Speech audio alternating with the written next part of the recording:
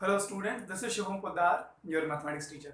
I hope and wish कि आप सब बहुत अच्छे हों। मेक श्योर कि आपने फर्स्ट चैप्टर और सेकंड चैप्टर की सारी क्लासेस की हों, क्वेश्चन सॉल्व किए हों, एनसीईआरटी जो आपकी टेक्स्ट बुक है उसके सारे एग्जाम्पल सॉल्व किए हों। उसके बाद आप चाहें तो एग्जाम्पलर और बाकी दूसरी साइड हम लोग अपने सेकंड चैप्टर की तरफ बढ़ रहे हैं, दैट इज ट्रिगोनोमेट्री। और ट्रिगोनोमेट्री शुरू करने से पहले एक्चुअली ट्रिगोनोमेट्री है क्या? वैसे तो ट्रिगोनोमेट्री आपने 10th में पढ़ी है, मगर ट्रिग्नोमेट्री शुरू करने से पहले एकदम जो बेसिक्स हैं जो एनसीईआरटी में भी दिए हुए हैं उन सब के बारे में हम लोग फटाफट से बात करेंगे। शायद एक या दो लेक्चर्स लगे इन सब पर। एंगल्स, ठीक है। एंगल्स क्या होते हैं?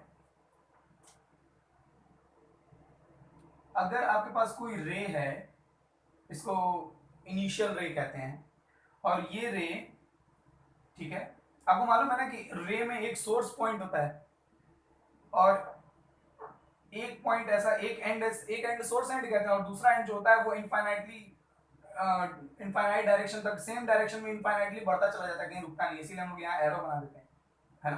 तो ये एंड जो सोर्स एंड है इसका, जहां से ये रे ओरिजिनेट हुई है, ठीक है, इस एंड को फिक्स रखते हुए, इस एंड को फिक्स रखते हुए अगर ये रे रोटेट करती है, घूमती है, मान लीजिए ये इनिशियल कंडीशन थी, इसे इनिशियल रे कहेंगे, और सोर्स वाले एंड को फिक्स रखते हुए अगर आपने इस रे को कहीं घुमा दिया, रोटेट कर दिया, तो इसे हम कहेंगे टर्मिनल रे या टर्मिनस रे। इसे हम कहते हैं इनिशियल रे। दिस इज इनिशियल रे, दिस इज टर्मिनल रे, ओके। और ये हमारा सोर्स एंड है, वर्टेक्स भी कहते हैं इसे। सो एंगल की डेफिनेशन क्या है? द इंक्लिनेशन बिटवीन इनिशियल रे एंड टर्मिनल रे, ठीक है। द इंक्लिनेशन मींस झुकाव, इनिशियल रे और टर्मिनस रे के बीच का जो झुकाव है, ठीक है, that is measured in terms of angle. इस झुकाव को हम एंगल के टर्म्स में मेजर करते हैं, दिस इज एंगल, ठीक है। इसे हम एंगल कहते हैं। ये जो इंक्लिनेशन है इनिशियल, या ऐसे भी हम कह सकते हैं कि दो रेज जिनका सोर्स पॉइंट कॉमन हो, ठीक है, एनी टू रेज हो सोर्स पॉइंट इज कॉमन, जिसे हम वर्टेक्स कह सकते हैं, ठीक है, and the inclination between them is termed as angle, okay, this one is angle.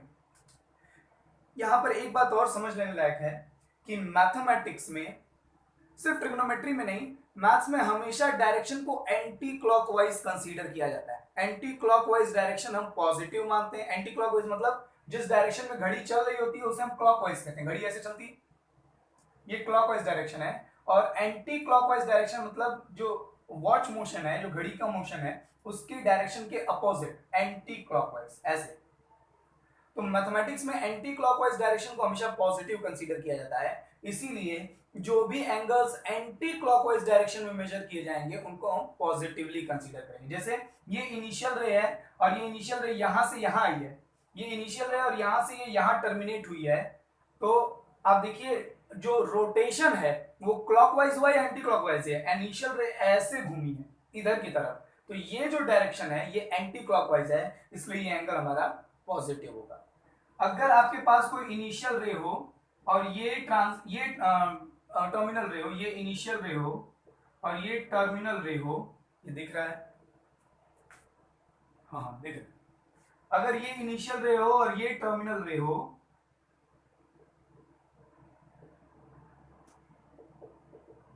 तो आप देखिए इनिशियल रे इधर टर्मिनेट हुई है, इधर रोटेट हुई है, तो ऐसे।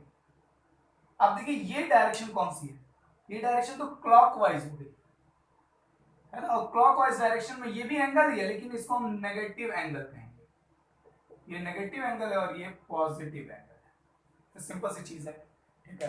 बहुत सारे स्टूडेंट ये सब जानते भी होंगे, बट फिर भी चूंकि हम लोग ये सब शुरू कर रहे हैं तो बहुत अच्छे से हम लोग पढ़ लें, ताकि फिर बाद में कोई इफ एंड बट ना रहे कि ये सब नहीं पढ़ा, वो सब नहीं पढ़ा। So the inclination between any two rays with same source end, with common source end, is measured in terms of angle.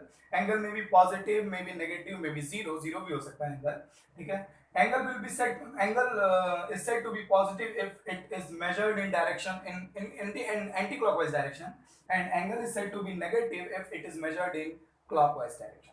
तो आई होप आपको ये दोनों बातें बिल्कुल अच्छे से समझ में आ रही हों। अब एंगल अगर हम दो रेस के बीच की इंक्लिनेशन को मेजर कर रहे हैं इन टर्म्स ऑफ एंगल, तो वो मेजरमेंट की कुछ ना कुछ आपको याद होना चाहिए। फिजिक्स में हम लोगों ने क्लास 9 से पढ़ा है, हर मेजरमेंट में दो चीजें होती हैं, एक मैग्नीट्यूड और दूसरा यूनिट। हर फिजिकल क्वांटिटी की दो चीजें होती हैं, कोई भी मेजरमेंट हम करें तो उसमें एक मैग्नीट्यूड होता है और एक यूनिट होती है। तो अगर हम एंगल को मेजर कर रहे हैं, इंक्लिनेशन को एंगल कह के मेजर कर रहे हैं, तो उसका हमें एक मैग्नीट्यूड चाहिए और उसकी एक यूनिट होनी चाहिए। So now will talk about the units, है ना। ये सब नोट्स पे लिखना जरूरी नहीं है जो भी स्टूडेंट्स नोट्स बना रहे हैं, बट हाँ मालूम होना चाहिए कि पॉजिटिव एंगल क्या है, नेगेटिव एंगल क्या है, ठीक है। जो बहुत सारे स्टूडेंट जो सिर्फ ऊपर ऊपर से पढ़ते हैं या सिर्फ मैथ सॉल्व करना सीखते हैं, उन्हें ये भी नहीं मालूम होता है बहुत जगह एंगल पॉजिटिव नेगेटिव होता है, कब पॉजिटिव होता है कब नेगेटिव होता है, ठीक है। उसकी वजह होती है सही वे में सही अप्रोच से ना पढ़ना। खैर, तो now will talk about standard system of measuring angles. Angles को मेजर करने के स्टैंडर्ड सिस्टम कौन कौन से, जैसे फिजिक्स में एसआई यूनिट होती है, एसआई सिस्टम एक है, एक सीजीएस सिस्टम है ना। तो एक एफपीएस सिस्टम भी होता है, फुट पाउंड सेकंड, अगर आपने नाम सुना। उसी तरह से एंगल को मेजर करने के हमारे पास इंटरनेशनली 3 सिस्टम्स हैं। The first one is degree system, इसे ब्रिटिश सिस्टम भी कहते हैं, अंग्रेजों की देन थी ये, और इसे सेक्साजेसिमल सिस्टम भी कहते हैं। ओके, नाम आपको मालूम होने चाहिए। सेकेंड सिस्टम जो हमारा है वो ग्रेड सिस्टम है, इसे हम फ्रेंच सिस्टम भी कहते हैं। ये सिस्टम फ्रेंच रिवॉल्यूशन के टाइम पर आया था, if I am not wrong, तो French revolution I think 18th century के लास्ट में शायद, ठीक है। 18th सेंचुरी के लास्ट में ये सिस्टम फ्रांस में ओरिजिनेट हुआ। वहां के लोगों ने स्टार्ट किया कि हम एंगल्स को मेजर करेंगे अपने हिसाब से। ग्रेड सिस्टम भी कहते हैं इसे, फ्रेंच सिस्टम भी कहते हैं, सेंटेसिमल सिस्टम भी कहते हैं। नाम मालूम होनी चाहिए सिर्फ इंफॉर्मेशन पॉइंट ऑफ व्यू से। And the third I would say international system is radian system, इसे मॉडर्न सिस्टम भी कहते हैं और सर्कुलर सिस्टम भी कहते हैं। ये नाम ज्यादा फेमस है, सर्कुलर सिस्टम। ओके, तो फटाफट से जान ले कि इन सब सिस्टम में हम एंगल को कैसे मेजर कर रहे हैं। डिग्री सिस्टम में वन राइट एंगल को, आई होप आप सब राइट एंगल जानते हो, ठीक है। वन राइट एंगल का मतलब क्या, 90 डिग्री नहीं, राइट एंगल का मतलब 360 डिग्री का फोर्थ पार्ट।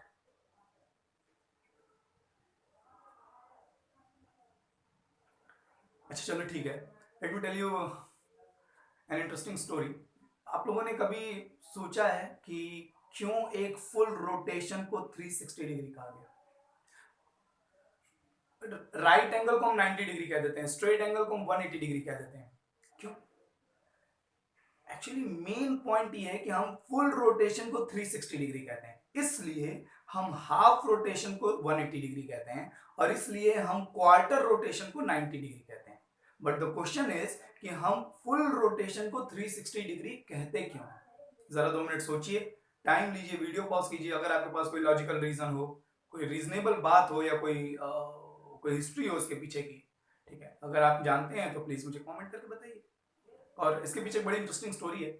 जो पुराने बेबीलोनियंस थे, बेबीलोनियंस, आप लोगों ने मेसोपोटामिया नाम सुना होगा। मेसोपोटामिया की सभ्यता, जो कल्चर था वहाँ का, इस समय current position I think Iraq Syria के अराउंड, ठीक है। इराक सीरिया के अराउंड जो बहुत पुराने उस समय के एंशियंट मैथमेटिशियन थे, आज के इराक और सीरिया के अराउंड जो बहुत पुराने एंशियंट मैथमेटिशियन थे, ठीक है। उन्होंने, उससे भी पुराना अगर हम कहें तो एक इंडियन एंशियंट बुक है ऋग्वेद, आप लोगों ने नाम जरूर सुना होगा। ऋग्वेद में भी ये बात मेंशन की गई थी कि एक फुल रोटेशन को हम 360 डिग्री या 360 बराबर हिस्सों में बांट सकते हैं। खैर, उन लोगों ने, जो एंशियंट बेबीलोनियंस थे, उन मैथमेटिशियंस ने क्या किया था, वो रोज एक पर्टिकुलर टाइम पर हर इंडिविजुअल स्टार की लोकेशन को ट्रैक करते थे, ट्रेस करते थे, नोट कर रहे थे, और ऐसा उन्होंने कई सालों तक किया। और उन्होंने ये पाया कि हर 360 दिन के बाद स्टार अपनी ओरिजिनल पोजीशन पे आ जाता है, जहां पर हमने उसे 360 दिन पहले देखा था। ये काम उन्होंने कैसे किया, I don't even know, but ऐसा रिकॉर्ड है कि बेबीलोनियंस ने ये पाया था, ठीक है, कि ये कहना ठीक नहीं कि ऐसा रिकॉर्ड है, ठीक है। बट ऐसा ऐसी एक थ्योरी है कह सकते हैं, या ऐसी स्टोरी है कि बेबीलोनियंस एबल थे इंडियन मैथमेटिशियन से पहले, इंडियन कल्चर से पहले नहीं। कल्चर की बात करेंगे तो कल्चर में तो ऋग्वेद में बता दिया गया था कि हाँ इस तरीके का एंगल मेजरमेंट सिस्टम है। बट अगर मैथमेटिशियन से प्रैक्टिकल वर्क की बात की जाए तो इंडियन मैथमेटिशियन से काफी पहले बेबीलोनियंस ने ये देखा था कि हर स्टार जो है 360 दिन बाद वापस अपनी उसी पोजीशन में आ जाता है जहां पर वो 360 दिन पहले था। तो उन्होंने तब जाकर के उन्होंने कहा कि अच्छा, उस समय ये थ्योरी थी, अब जाकर के सब सही हुआ है। उस समय ये थ्योरी थी कि सन जो है वो अर्थ के अराउंड घूमता है, अर्थ सन के अराउंड डजंट हैव, वो एलिप्टिकल पाथ नहीं होता बल्कि सर्कुलर पाथ होता है। तो उन लोगों ने ये सोचा कि अगर हर स्टार 360 दिन बाद अपनी वापस इनिशियल पोजीशन पर आ जाता है तो इसका मतलब पूरे फुल सर्कल को, एक फुल रोटेशन को हम 360 बराबर हिस्सों में बांट सकते हैं। यही वजह थी कि एक फुल रोटेशन को 360 डिग्रीज कहा गया। बहुत सारे एकेडमिक कैलेंडर्स एंशियंट टाइम में, अब नहीं, बहुत सारे एकेडमिक कैलेंडर एंशियंट टाइम में 365 डेज के नहीं होते थे बल्कि 360 डेज के होते थे। ये तो बाद में पता चला ना कि 360 दिन में अर्थ भी अपनी पोजीशन से थोड़ी सी शिफ्ट हो जाती है। तो 360 एक साल में एक कंप्लीट एक रोटेशन है, एक 1 ईयर में हम 360 डेज कहें, ये कहना ठीक नहीं होगा क्योंकि अर्थ भी तो थोड़ी शिफ्ट हो जाती है भाई। अर्थ भी तो 360 दिन में अपनी पोजीशन से वो भी तो सर, वो तो बाद में जब ये आपके आ गए थे, क्या नाम इनका, अरे इनका क्या, गैलीलियो, इन्होंने बता दिया कि भाई सन अर्थ के अराउंड नहीं रोटेट कर रहा बल्कि रिवॉल्व कर रहा, बल्कि अर्थ सन के अराउंड रिवॉल्यूशन करती है। इसके लिए उनको सजा भी हो गई थी। तो द पॉइंट इज कि धीरे धीरे करके ये सारी चीजें एडजस्ट हुई और यही वजह थी, ये जो एक्सपेरिमेंट था उनका कई सालों का, ये वजह था कि एक कंप्लीट रोटेशन को 360 डिग्रीज कहा गया। वो ये कहते थे कि सन हर दिन 1 डिग्री शिफ्ट होता है, या ये कह लें कि अर्थ सन के सामने रोज 1 डिग्री शिफ्ट होती है। ठीक है, तो ऐसा एक एक डिग्री करते करते करते करते 360 दिन में 360 डिग्री पूरा हो जाता था, तो स्टार जहां पर था 360 दिन पहले वहीं पर वापस हमको नजर आ रहा है। समझ आ रही बात? इसीलिए एक फुल रोटेशन को 360 डिग्रीज में ही बांटा गया। और ये जो मैं कहूंगा ये जो मेथड है, ये मैं कहूंगा ये जो ट्रेंड है, ये जो थॉट था, वो आज तक जिंदा है। तो इसीलिए एक फुल रोटेशन को हम 360 डिग्री कहते हैं, हाफ रोटेशन को 180 डिग्री स्ट्रेट एंगल, और क्वार्टर रोटेशन को हम 90 डिग्री कहते हैं। क्वार्टर रोटेशन को हम राइट एंगल भी कहते हैं। तो सो डिग्री सिस्टम में एक क्वार्टर रोटेशन को वन राइट एंगल मत समझिए इसको, एक क्वार्टर रोटेशन मतलब सर्कल का चौथा हिस्सा। एक क्वार्टर रोटेशन को उन्होंने 90 बराबर हिस्सों में बांटा, 90 बराबर हिस्सों में, और हर हिस्से को 1 डिग्री कहा। मतलब one right angle, one quarter rotation में 90 डिग्री उन्होंने कहा। हर डिग्री को उन्होंने 60 इक्वल पार्ट्स में डिवाइड किया और उसे मिनट्स कहा। 1 degree is equal to 60 minutes. और हर मिनट को इस सिस्टम में 60 इक्वल इंटरवल्स में डिवाइड किया और उसे सेकेंड्स कहा गया। मतलब 1 quarter rotation is equal to 90 degree, 1 degree is equal to 60 minutes, and 1 minute is equal to 60 seconds. Okay, ये सिंगल डैश मिनट को बताता है और डबल डैश सेकेंड्स को बताता है। ओके, सो आई थिंक हम लोगों ने बहुत इस पर डिस्कस कर लिया है। ठीक है, और डिग्री सिस्टम से तो हम लोग बहुत अच्छे से इंट्रोड्यूस्ड हैं। हम लोगों ने 10th में जितनी भी एंगल मेजरमेंट की है, ट्रिग्नोमेट्री पढ़ी है 9th 10th में, वो सब डिग्री पर की है। 30 डिग्री है ना, आई थिंक ये सब याद ही हो। Second system is gradient system, gradient system भी इसको कहते हैं। ये फ्रेंच सिस्टम था, जैसा कि मैंने बताया फ्रेंच रिवॉल्यूशन के टाइम पर आया था। इसमें वन राइट एंगल का मतलब एक क्वार्टर रोटेशन को 100 इक्वल पार्ट्स में बांटा। उनको ये अच्छा नहीं लगा था कि कभी 90 कभी 60 कभी 60, उन्होंने कहा सब बराबर बराबर रखो, मेजर करने में आसानी होगी। और ये ही इक्वल बराबर, जैसे इन्होंने क्या किया था कि 1 डिग्री में 60 मिनट लिखा, इन्होंने ऐसा नहीं किया।